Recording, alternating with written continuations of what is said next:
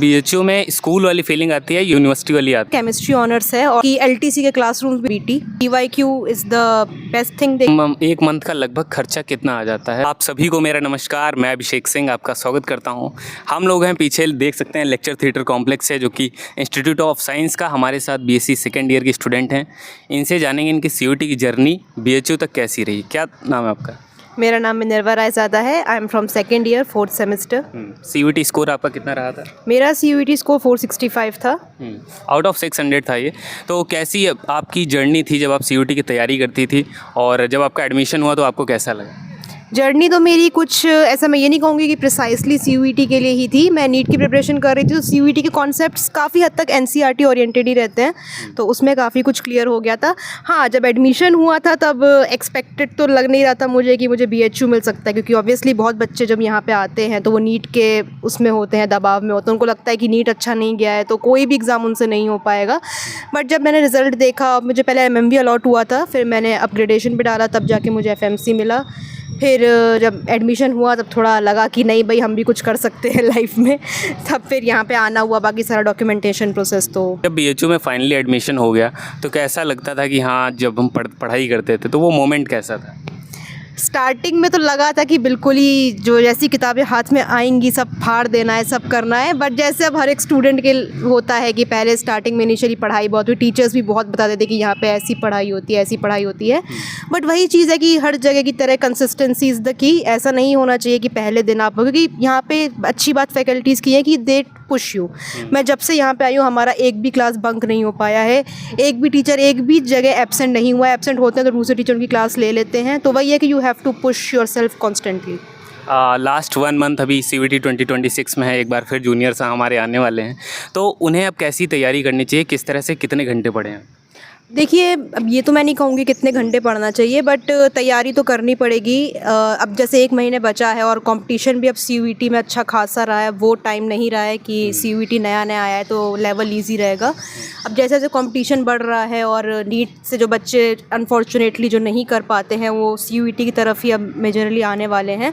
तो पढ़ाई तो अब हर दिन मुझे लगता है कि PYQ is the best thing they can do. PYQ solve करना चाहिए, वो भी टाइम लगा के, क्योंकि कई लोग कहते हैं क्वेश्चन तो कर लेते हैं, बट एक क्वेश्चन में अगर वो 15 मिनट दे रहे हैं तो it's not feasible for them.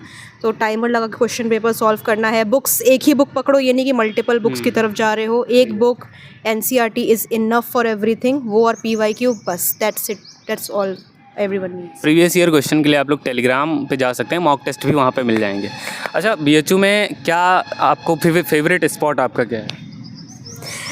BHU में फ़ेवरेट स्पॉट, वैसे तो पूरा कैंपस ही इतना अच्छा है, बट अगर मैं फ़ेवरेट स्पॉट पिन डाउन करना चाहूँ तो वीटी।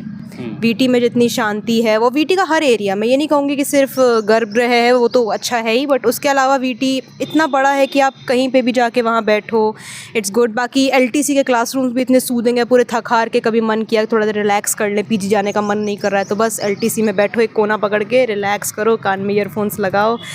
अच्छा, यहाँ पे पढ़ाई कैसी होती है और आपका क्या कोर्स है? मेरा केमिस्ट्री ऑनर्स है, और जैसा मैंने बताया कि पढ़ाई इतनी हद तक है यहाँ पे कि अभी तक हम एक बंक नहीं कर पाए सक्सेसफुल। मास बंक इतना प्लान होता रह गया। और उसके अलावा यहाँ पे फैकल्टीज़, मैंने बोला कि बहुत मोटिवेटिंग है, पुशिंग है। कुछ जगह ऐसा हो सकता है कि टीचर्स और स्टूडेंट्स में आपस में थोड़ा किसी बात को लेके क्लैश हो, बट इन दी एंड यही है कि सारी यूनिवर्सिटी, सारे प्रोफेसर, सब कुछ जो भी हैं, they always motivates you towards everything. New education policy किस तरह से अफेक्ट कर रही है पढ़ाई को, या काफ़ी फ़ायदा हुआ है उसका जो अदर सब्जेक्ट? देखिए, अब हर चीज़ की तरह एनईपी जो है वो एक तरह से बेनिफिशियरी भी है अपने लिए, और जिन लोगों को इंटरेस्ट नहीं है इस चीज़ में उनके लिए इट्स अब ड्रॉबैक भी हो सकता है, क्योंकि हर किसी को इंटरेस्ट नहीं होता। जैसे कुछ लोग होते हैं जो सिर्फ केमिस्ट्री पर्पस से आए हैं, मेरी तरह, जिनके लिए माइनर सब्जेक्ट भी थोड़ा हो जाता है कि क्यों है, why we are studying it. तो उनका कोर्स एनईपी में अगर हम देखा जाए तो उनके लिए फ़ायदा है जिनको मल्टीपल चीज़ें करने का शौक़ है। और अगर नहीं भी है then they have to treat it as a subject and move forward. But interesting है, like faculties are trying their best to make it interesting, but अब स्टूडेंट के ऊपर है कि इन विच फील्ड ही और she is interested in. But एक चीज़ मैं कहूँगी कि जो ड्रॉबैक ये है कि जो चीज़ स्टूडेंट फिल करते हैं कई बार ऐसा होता है उनको नहीं मिल पाती है। तो आई गेस यूनिवर्सिटी को इस चीज़ पर थोड़ा वर्क करना चाहिए कि जो स्टूडेंट जो फिल कर रहा है उसे वही चीज़ दें। अच्छा, बीएचयू में स्कूल वाली फीलिंग आती है, यूनिवर्सिटी वाली आती है, क्योंकि सब लोग कहते हैं टॉप यूनिवर्सिटी है, तो आपको कैसा लगा? स्कूल वाली फीलिंग तो नहीं आती है, क्योंकि जितनी स्ट्रिक्टनेस स्कूल में थी, जैसे स्कूल में ये होता है कि टीचर्स ऑलवेज से कि जाओ पढ़ो ये करो, यहाँ ऐसा नहीं है। यहाँ they will tell you about the consequences, आप पढ़ोगे तो क्या होगा, नहीं पढ़ोगे तो क्या होगा, बट करना आपके ऊपर होता है। यहाँ पे गाइडर्स हैं, बट यहाँ पे देखा जाए कोई फोर्स करने वाला नहीं है। No one is pampering you, no one is babysitting you here, you are on your own. क्या अटेंडेंस क्राइटेरिया यहाँ पे रहता है? 75% अटेंडेंस इज़ मैंडेटरी, जो आई गेस मेडिकल या कोई इशू हो तो कुछ परसेंट कम हो जाती है, आई गेस 70 या 60% पे दे गिव यू। मुझे इसका पूरा आइडिया नहीं है, बट हाँ अटेंडेंस को लेकर नॉर्म्स यहाँ काफ़ी स्ट्रिक्ट है। तो कॉलेज लाइफ एंजॉय करने में अटेंडेंस बीच में आड़े आती है? कुछ जगह यस आती है, क्योंकि मैंने कहा ना कि पढ़ना किसी को पसंद नहीं होता है, पढ़ने का बस मन बनाना पड़ जाता है, और अटेंडेंस आती है बीच में, कभी का मन नहीं करता आने का। खैर जैसे मेरे जैसे कई लोगों को हॉस्टल नहीं मिलता, उनका तो बिल्कुल ही मन नहीं करता है।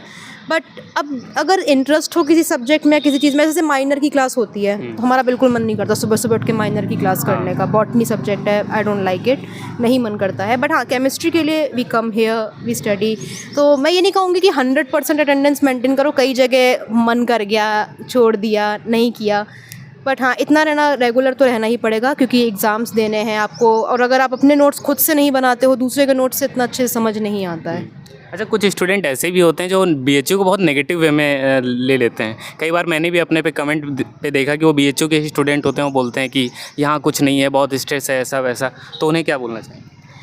अब स्ट्रेस अगर वो इसको एकेडमिक स्ट्रेस की तरह लेके चल रहे हैं तो वो तो आप कहीं भी चले जाओ, आप प्राइवेट यूनिवर्सिटीज़ में चले जाओ, वहाँ पे इससे ज़्यादा है। और आई गेस बीएचयू में स्ट्रेस लेना मुझे बहुत इलॉजिकल सा इसलिए लगता है, क्योंकि अगर कोई किसी सब्जेक्ट में फेल हो भी रहेगा, मैं ऑनेस्टली बोलूँगी स्ट्रेस लोगों को एग्जाम्स का ही होता है, बाकी किसी चीज़ का स्ट्रेस होता नहीं है। और स्ट्रेस भी सिर्फ इसलिए होता है, उनको डर होता है कि फेल हो जाएंगे।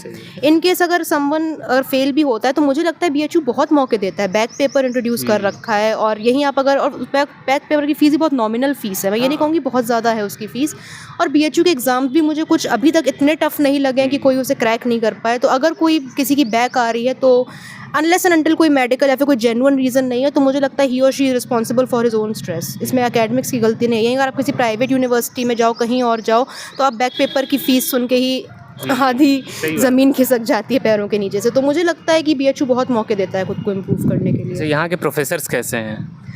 प्रोफेसर्स अब हर जगह अच्छे भी नहीं होते, हर जगह ख़राब भी नहीं होते, बट जैसे मेरे डिपार्टमेंट में है, मुझे अब तक जितने प्रोफेसर्स मिले हैं they are very good, they always motivate us. और कोई ऐसा नहीं है कि स्टूडेंट्स को ह्यूमिलिएट करना चाहे, या फिर they always push us towards good things. Lab में कैसा फील होता है?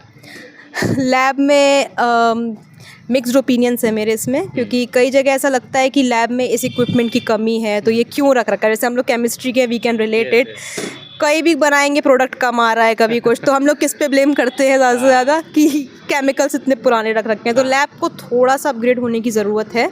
बाकी अगर देखा जाए फैसिलिटीज़ और एक्सपेरिमेंट्स तो वो सब आई गेस कि हमारे लेवल पे जो दिए गए हैं they are good for us. As a day scholar, और अगर हॉस्टल बाई चांस मिलता है, या आपकी जो भी फ्रेंड हॉस्टल में रह रही होंगी, तो कैसा रिव्यू रहता है और कितना सेफ़ है बनारस?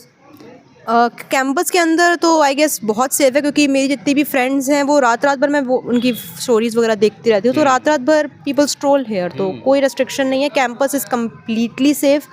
बट स्टिल मैं कहूँगी अगर एज अ बनारस की पूरी बात कर रही हूँ मैं, तो girls safety is in a own hands, तो वी शुड अवॉइड इट जब तक बहुत नेसेसरी ना हो निकलना। प्लस अगर इन केस मुझे हॉस्टल अगर मिलता भी है तो आई डोंट थिंक कि मैं हॉस्टल अब प्रेफर करूँगी, क्योंकि अब 3rd ईयर में आ जाऊँगी एंड आई विल थिंक कि अब 1 साल बच गया है, अब हॉस्टल लेके क्या करूँगी। लोगों का हॉस्टल का प्रेफरेंस इसलिए रहता है कि first of all it is very cheap, second distance हो जाता है, तो जिन लोग जैसे मेरे ऐसे लोग हैं दे कैन जल्दी उठ जाते हैं और उनको कोई प्रॉब्लम नहीं होती सुबह की क्लास करने में, तो उनके लिए अगर वो बाहर भी रह रहे तो it's not an issue. But कुछ लोग होते हैं जिनको डिस्टेंस मैटर करता है, जिनके लिए पास से आना है, ज़्यादा दूर नहीं पड़े, तो उनके लिए हॉस्टल इज़ अ ब्लेसिंग। अच्छा, एक मंथ का लगभग खर्चा कितना आ जाता है एज अ डे स्कॉलर? एक मंथ का खर्चा वो पर्सनल होता है कि अपने पे कितना लाइक मन किया, कभी कुछ मन कर गया बाहर से, ये चीज़ अच्छी लग गई ले लिया, वो चीज़ अच्छी लग गई। अब ऐसे एज अ स्टूडेंट हमारा बजट रहता है पर दिन 100 से ऊपर नहीं खर्च करना है, क्योंकि घर से भी लिमिटेड मिलता है। क्योंकि पीजी एंड बाकी हॉस्टल्स में आई गेस 4 टाइम का मील तो हर जगह मिलता है बनारस में। यहाँ पे आसपास आप कितने भी रूम्स देख लीजिए, 4 time meals, wifi and water facility, ये सब तो है। तो बेसिक फैसिलिटीज़ आर देयर। बाकी if you want to spend extra on yourself, कभी इवनिंग स्नैक्स के लिए कुछ ले लिया, हालांकि वो भी हॉस्टल में प्रोवाइड होते हैं। कभी खाना अच्छा नहीं लगा हॉस्टल का तो बाहर का ले लिया। तो उस हिसाब से पर डे 100 एंड कभी कुछ एक्स्ट्रा कॉपी किताब में लग गया तो 100 एंड 150 पर डे का तो स्पेंडिंग रहती ही रहती है। तो कहने का मतलब लगभग 6 to 7,000 या 7,000 अब अगर गर्ल्स के लिए थोड़ा बढ़ जाती हैं चीज़ें, तो आप 8,000 मान के चलिए। 8,000 में हो जाएगा अगर 1 मंथ? 8,000 बहुत ज़्यादा, मैं 2,000 में 1 मंथ कंप्लीट करती हूँ अपना। क्योंकि मैंने बोला ना 100 भी खर्चा कब आएगा, बहुत रेयर केसेस। नहीं, जैसे अगर हम उसमें पीजी को भी ऐड कर लें, पीजी का तो हाँ I guess 7,000 8,000 is enough for you. अगर डबल रूम में रह रहे हो, अगर आपकी रिक्वायरमेंट है कि आपको एक सिंगल एसी रूम चाहिए तो खर्चा थोड़ा बढ़ेगा ही। But as a normal student, as a simple student, if you want to live then 8,000 I guess is more than enough to live in Banaras. Extra curricular activities यहाँ पे बीएचयू में किस तरह की हैं और क्या उनका स्तर है अभी तक? एक्स्ट्रा करिकुलर एक्टिविटीज़ हमने इसी ईयर से एक्सप्लोर करना स्टार्ट किया था, क्योंकि फर्स्ट ईयर में तो डर लगता था कि लोग जज करेंगे, क्या करेंगे। बट यहाँ जब मैंने लोगों का कॉन्फिडेंस देखा और जब ये देखा कि नहीं, यहाँ पे सब लोग अप्रिशिएट करते हैं एक दूसरे को, तो पहला तो हमारा था काशी तमिल संगम, जिसमें हमने लास्ट ईयर पार्टिसिपेट किया था। काशी तमिल संगम इतने बड़े स्तर पे था कि हम लोग अलग अलग घाट पे परफॉर्म किए, लोकेशंस हमारे ऊपर थी हम कहाँ जा रहे हैं, पूरी फंडिंग फैकल्टी देती है उसकी। You don't have to spend even a single rupee from your pocket. तो उसमें काफ़ी लोग आए देखने के लिए एंड बहुत अच्छा लगा, बहुत अप्रिसिएशन भी मिला लोगों से। हमारा वीटी पे भी हुआ था, उसका इंटरव्यू भी आया था। फिर आकांक्षा तो होता ही है साइंस फैकल्टीज़ वालों का, एंड उसमें भी हम लोग सेकंड प्राइज़ होल्डर्स थे। मेरी ही टीम थी आकांक्षा में जिसने परफॉर्म किया था स्टेज पे। तो एक्स्ट्रा करिकुलर एक्टिविटीज़ यहाँ पे, मतलब मैं ये देखती हूँ कि हर चीज़ के लिए यहाँ पे एक इवेंट है आकांक्षा में। लाइक डिबेट हो गया, टर्न कोट होगा, जो लोगों ने सुने भी नहीं होंगे कभी, उनको एक्सप्लोर करने का मौका देती है। लगभग कितने घंटे पर डे क्लास चल जाती है? क्लास हमारी चलती है आई गेस 9 से 12 तो हमारी थ्योरी क्लास रहती है, फिर एक प्रैक्टिकल, तो 4 to 5 आवर्स सेकेंड ईयर में। जो छात्र नेक्स्ट ईयर जैसे अभी सीयूटी के स्टूडेंट आने वाले हैं, उन्हें क्या टिप्स देना चाहेंगे? देखो, मैं पहले भी यही बात बोल रही थी and I will still say this कि ये मत सोचना कि यहाँ पे आओगे नई जगह है कैसे होगा सब कुछ होगा, because just give time to yourself. अपने आप को टाइम दीजिए। नई जगह है, अडेप्ट करना इजी नहीं होगा, मैं पहले ही बता दे रही हूँ। लगता है स्टार्टिंग में कि इजी रहेगा, घर की याद आएगी, सब कुछ होगा, नहीं मैनेज हो पाता है, बिकॉज बाहर आते हो आपको हर चीज़ खुद देखनी है। पेरेंट्स ने करके दे दिया अभी तक जितना करना था, now you have to go and find out the rates of things कि बाहर कितनी चीज़ कितने में मिल रही है। You have to manage your budget, you have to give answer to your parents कि आज कहाँ गए थे, क्या किया था। वो सबको मैनेज करने में बहुत स्ट्रेस होगा इनिशियली, बट धीरे धीरे करके it will all B normal, because एक टाइम के बाद आप सीख जाते हो।